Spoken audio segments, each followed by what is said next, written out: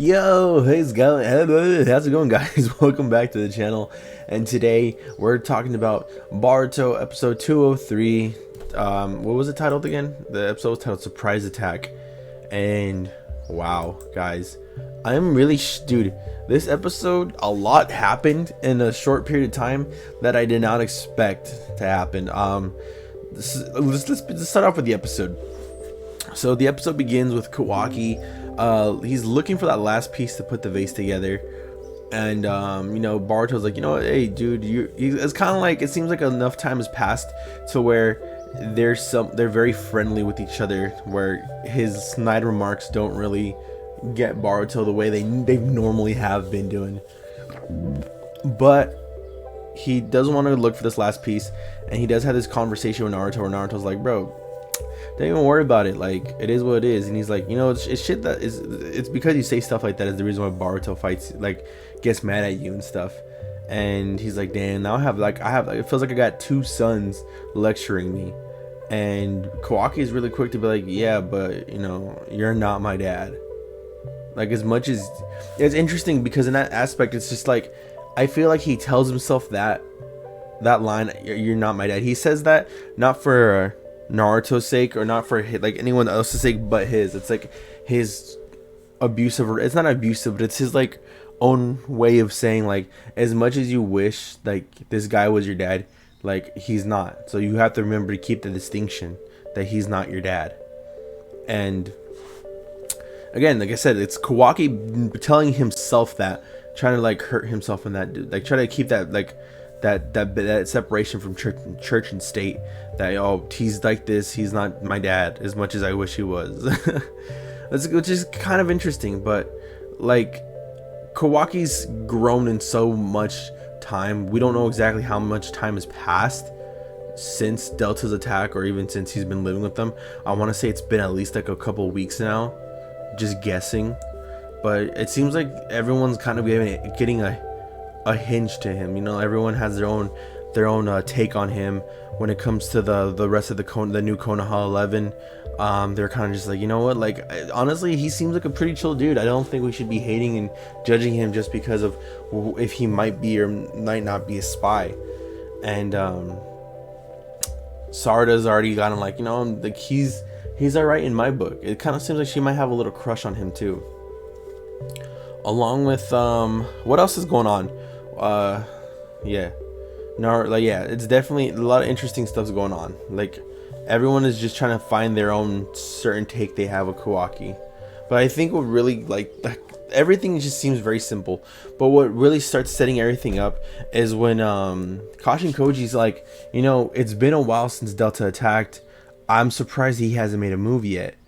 And I'm here thinking, like, yo, what do you know? Like, what was the whole purpose? Like, because I'm trying to figure out, like, why does he send Kashin Koji? Why is everyone after Kashin Koji? Like, Boruto's after Kashin Koji, like, he knew he was the rat. And like, why, if he knew he was the rat, why would you send him on the mission to find Kawaki then? And it gets kind of answered when we see Jigen literally teleport through Kawaki's karma seal, and it turns out he could have done this the whole time. He really couldn't run away from him, because he would have just zoomed out. And dude, Jigen is a motherfucker, dude. For him to come in and be like, oh, Naruto's Maki, I'm sorry, I stepped in your house with my shoes on. Like, what? Like, this guy don't really care, man. This man is straight deadly, and you gotta give it to him. You gotta give it to him. He has like that. He has what I strive to be as an anime villain, which is just be not charming, but what the word I'm looking for is just like, be unapologetically badass. Like, your presence alone warrants like this calm, collected like manner that makes everybody go like, oh shit, like, should we fuck with him? Like, how badass is this guy? Yeah, so during this little like exchange scene, Boruto and Mitsuki are literally running back to the house, because they can tell based off of Kawaki's karma seal that, I gotta get home because something's going on with Kawaki. Everybody else is kind of seeing this. I thought everybody was gonna rush to the house too. Everybody, dude, Naruto gets bodied real quick. Konohamaru tries to put hands on Jigen, and that doesn't work out. And even Kashin Koji is like, fuck. So he baited me out. And it turns out that while Jigen was looking for a rat all along, his whole thing was he knew who the rat was the whole time. He just wanted to make sure, he wanted to make double sure by making Kashin Koji be the one who had to be observing Kawaki, so that way he could let him know, like, yo, as much as you thought you were observing me, I was observing you. So it turns out like Kashin Koji might not be a bad guy, question mark, along with just the utter destruction that is Jigen just running those black poles paws through everybody, dude. Like, it is wild seeing everybody just get like fucking taken out real quick. Is dude, kind of makes you go like, what the fuck? Like, even Kurama tells him, like, look, you can't use taijutsu with this guy, because if you use taijutsu, like, it's not Delta. Like, Jigen is a whole different level. Like, that bitch was easy. You could have just, you know, you literally led that choreography. This guy, you have to just hit him with everything you got. And he's like, dude, I can't, like, we're at the village. And Jigen is using that fucking excuse. And then we get to like probably the latter half of this episode, which really makes everything so good. And that's Kawaki basically like telling Naruto, like, bro, like, you're the most important person in my life right now. I'd rather die, I'd rather be slave than have Jigen kill you, because Jigen was about to kill the entire village. This man had the spirit bomb geared up. He looking like Frieza with the death ball. I was like, oh shit, dude, is he gonna knock out the planet? Oh, but it's crazy. You see Kawaki just like straight up being like, no, like, this is my real dad. Like, Naruto Uzumaki is my dad. Like, you were never my parent. Like, Jigen, you're never my dad. You were just a fucking horrible man who beat me when I didn't do what you wanted. Literally, this is literally what he did. Like, it's not even like putting into context. This is exactly what happened. It's fucked. It's fucked on so many different levels, man. Like, poor Kawaki. But no, seeing Kawaki stand up for Naruto and be like, yo, this man is like everything to me, and it just made me go like, oh, dude, Kawaki's my favorite character. Like, he's literally gone up as like one of my favorite characters in this entire show.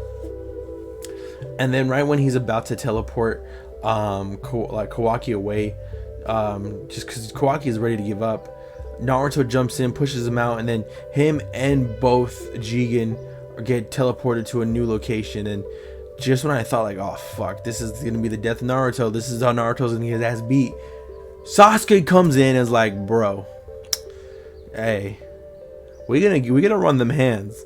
And now I'm just thinking, ah shit, oh, here we go. Next episode is gonna be Sasuke and Naruto versus Jigen, and you know that animation, that animation is about to be just straight fire, man. You know it's gonna be fire, because why? Like, it's the Momoshiki versus Naruto and Sasuke was like some of the best animated, like, was one of the best animated fights I've seen. And to like hopefully like get on par with that to a degree is like my big hope for this next coming episode. But like, again, this episode, honestly, B episode, it was interesting. I really liked what they did. They have a lot of setup. I did not expect Jigen to show up at all. Like, the fact that Jigen shows up is amazing. Kawaki's scream at the end really paints that despair image of like, dude, we all might be fucked. Like, Jigen doesn't play. He comes through your karma seal. Then that's making me think, can Momoshiki do that? Can he come through Boruto's karma seal? And dude, did we all not see fucking Kawaki, like, he's advanced in his karma seal, that he was able to like look like Jigen's Utsutsuki guy? I don't know, man. There's a lot of stuff going on, but like, again, this episode is pretty great. Go check it out for yourself if you have it. Like I said, this episode's a B. It's a lot of setup. I know next episode's gonna fucking blow me out of the water, but for now, let's just wait for the next week. Anyways, it's your boy Papa Boosing. Peace out, y'all. I love you guys, and adios.